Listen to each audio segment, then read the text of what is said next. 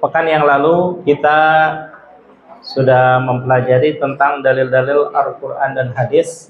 Yang pertama, dalil-dalil ayat-ayat maupun hadis-hadis tentang wajibnya kita hadis mengenai tentang keutamaan zikir. Kemudian yang lalu juga sebagian tentang hadis-hadis mengenai keutamaan an-nafyu wal isbat. Ya. Itu jangan ada yang di situ. Di sini.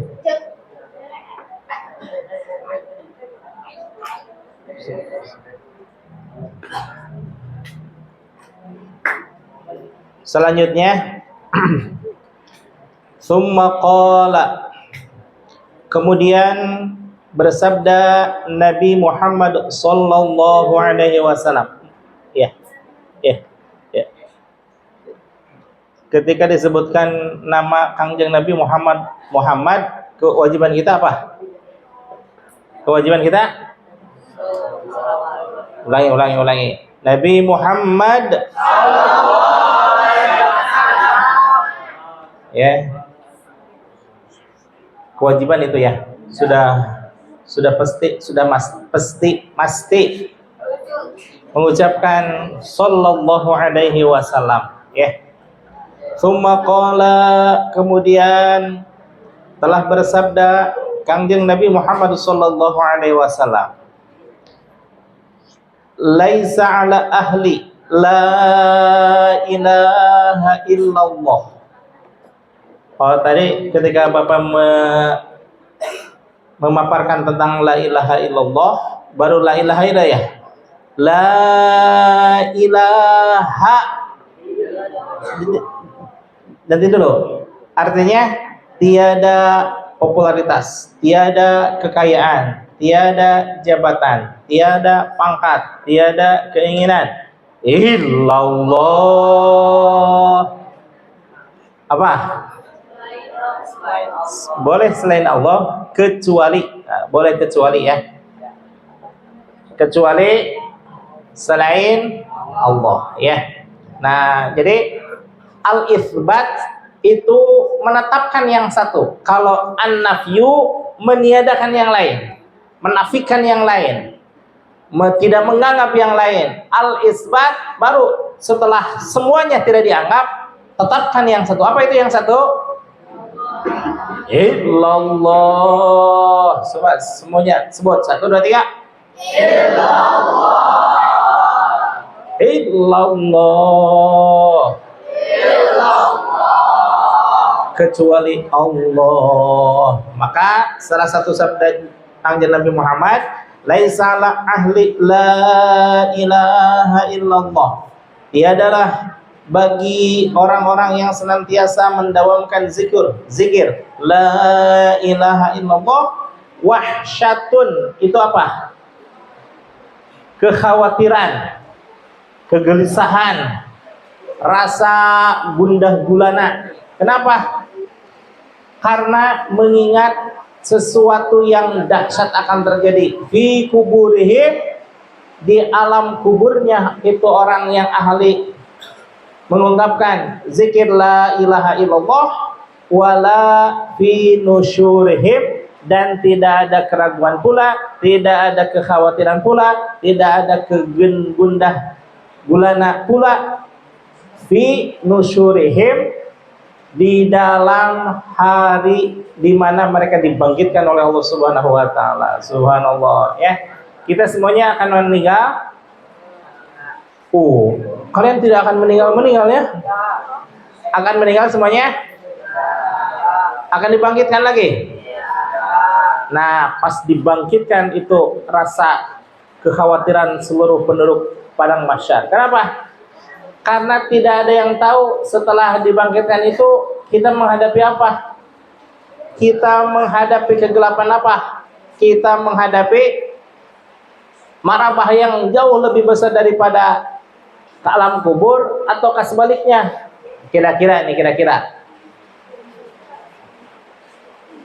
akhirat lebih dahsyat enggak daripada alam kubur? Hah? Lebih ya. Kalian sudah praktek ke sana ya? Ah, kok sudah paham? Betul ya, bahwa akhirat itu lebih dahsyat ketimbang alam kubur. Ibarat kata begini nih, kita berada di alam lahut ketika Allah menciptakan kita, tapi belum dilahirkan ke alam dunia. Oh, semuanya itu ya, leluhur kita, kakek dari ayah, kakek, uyut, buyut, janggawareng, udeg-udeg, pagawit siwur. Oh, kalau raya adanya. Kemudian anak, cucu, cicit. Habis cicit apa? Cocot. Pokoknya cicit dari cicit, cicitnya cicit-cicit, cicit, cicit-cicit-cicit, cicit-cicit-cicit. Wah. Gitu ya. Cicit-cicit kita kalau ditakdirkan akan dilahirkan di alam dunia oleh Allah Subhanahu wa taala, itu ruhnya sudah diciptakan tidak berbarengan sama kita? Berbarengan, ya. Leluhur kita berbarengan tidak diciptakannya ruh? Berbarengan. Tapi diciptakannya dilahirkan ke alam dunia berurutan. Paham tidak? Lah, itu Kangjeng Nabi Muhammad SAW yang paling pertama diciptakan siapa? Ya, siapa? Yang pertama kali diciptakan siapa? Itu Bilal sama siapa itu? Siapa yang kecil? Sini. Sini.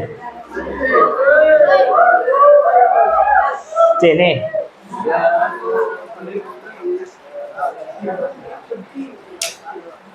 Berdiri. Nggak kelihatan tadi ya? Nggak kelihatan ya? Oh, berdiri. Biar kelihatan. Oh.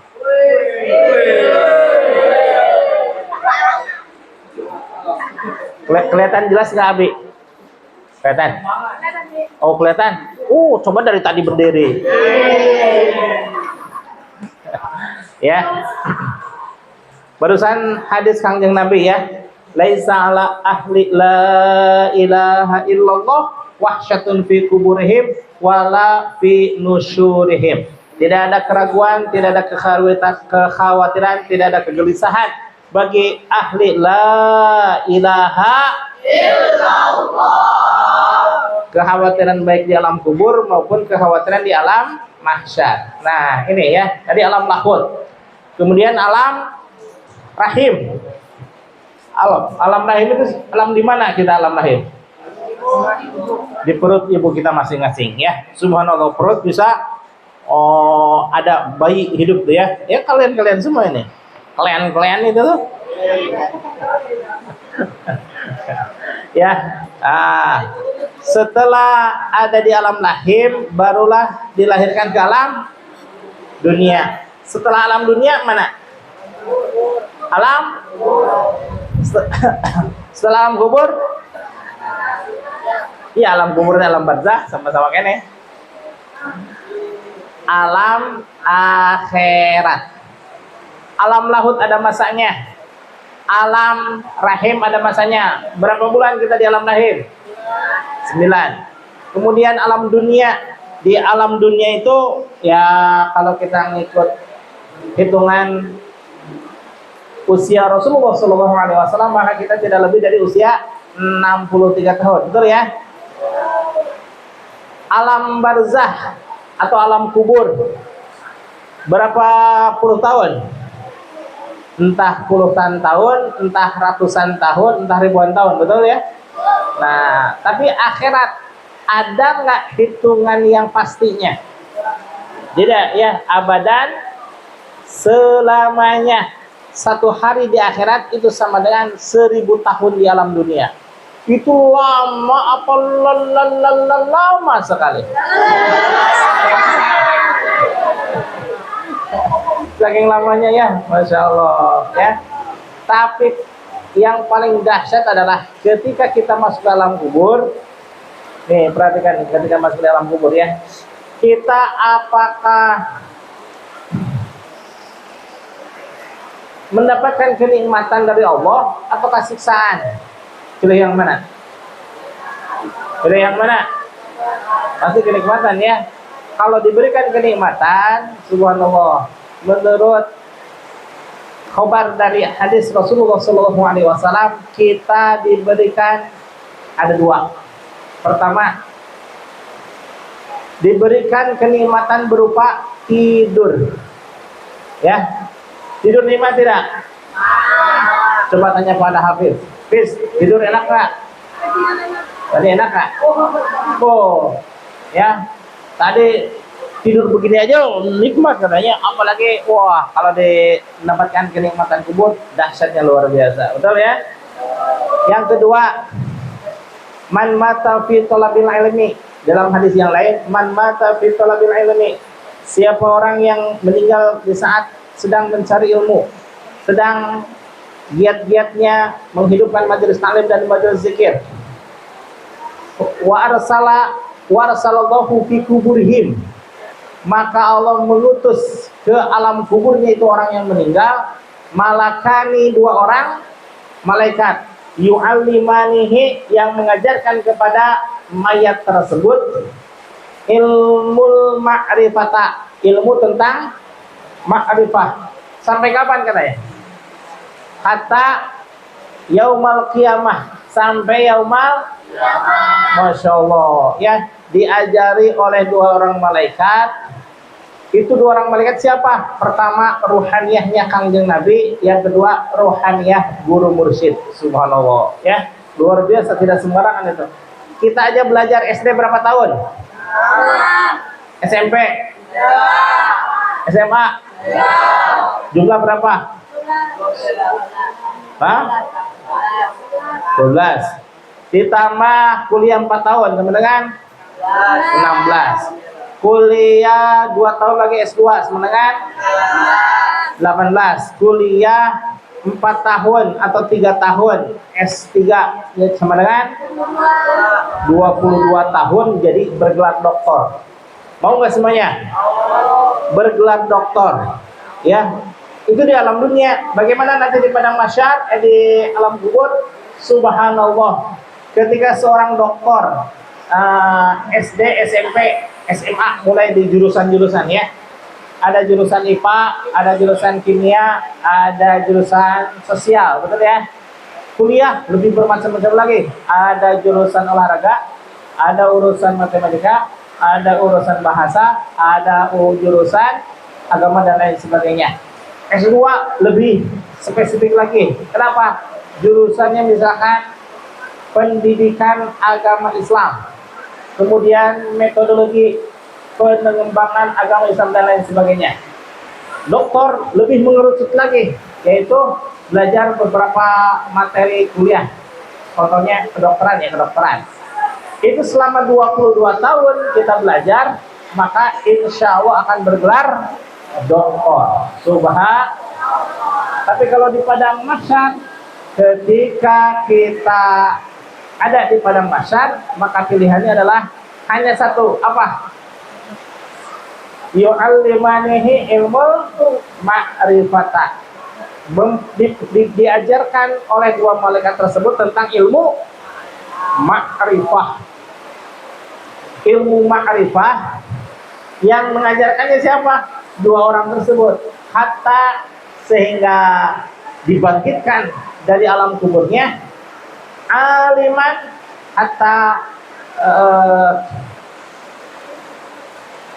hatta sorok, sehingga jadi ketika dibangkitkan dari alam kubur aliman wa arifan. Oh, sebagai orang alim dan juga orang yang bermakrifat kepada Allah. Alhamdulillah. Maka insya Allah mudah-mudahan kita ketika di alam kubur mendapatkan kenikmatan kubur.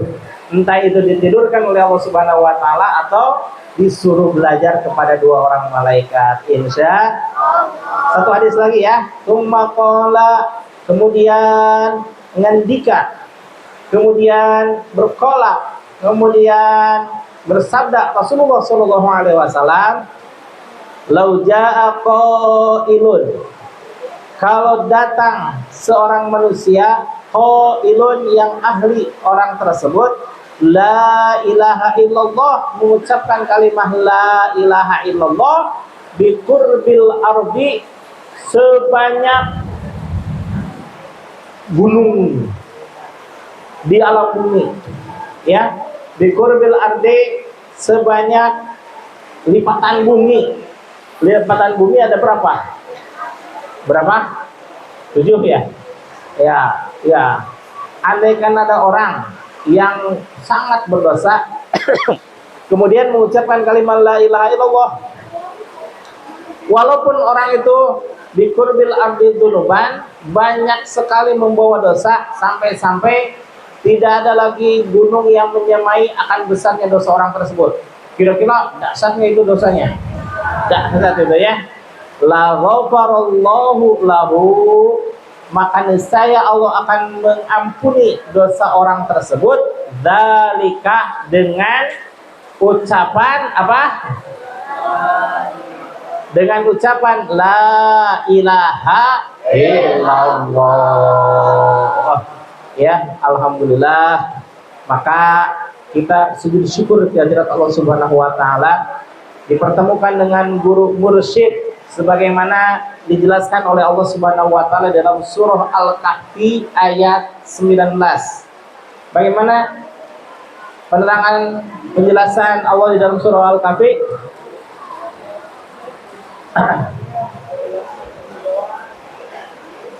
Coba surah Al-Kahfi, siapa yang tahu? May yahdillahu fahuwal muhtad. Siapa orang yang diberikan hidayah oleh Allah Subhanahu wa taala, maka sungguh dia telah mendapatkan hidayah. Wa may yudlil, dan barang siapa yang disesatkan oleh Allah Subhanahu wa taala, yang tidak akan dipertemukan dengan suatu kebenaran, wa may yudlil falan tajida lahu waliyam mursida. Sungguh dia tidak akan bertemu dengan seorang mursyid, seorang wali yang bergelar mursyid, gitu ya. Kita sudah bertemu dengan seorang mursyid? Jawab perempuan. Kita sudah bertemu dengan seorang mursyid? Kemarin, itu ya. Kemarin kita sudah bertemu dengan seorang mursyid. Di mana itu? Tasikmalaya. Di pesantren apa? Suryalaya. Siapa namanya? Syekh Ahmad Sohibul, atau dikenal dengan nama Pangersa. Ya. Nah, kalau sudah bertemu dengan guru mursyid, jangan pernah dilepaskan, jangan pernah dilupakan ajarannya. Seperti dikatakan oleh dalam sebuah lagu ya. Lagu siapa ini? Caca Andika bukan nih? Yang lagu ini nih. Takkan ku lepas selamanya. Oh. Siapa Caca Andika itu?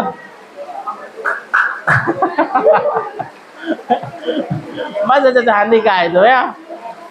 Arman Maulana. Kalau seandainya sudah mendapatkan, maka tak akan aku lepas selamanya, insya Allah.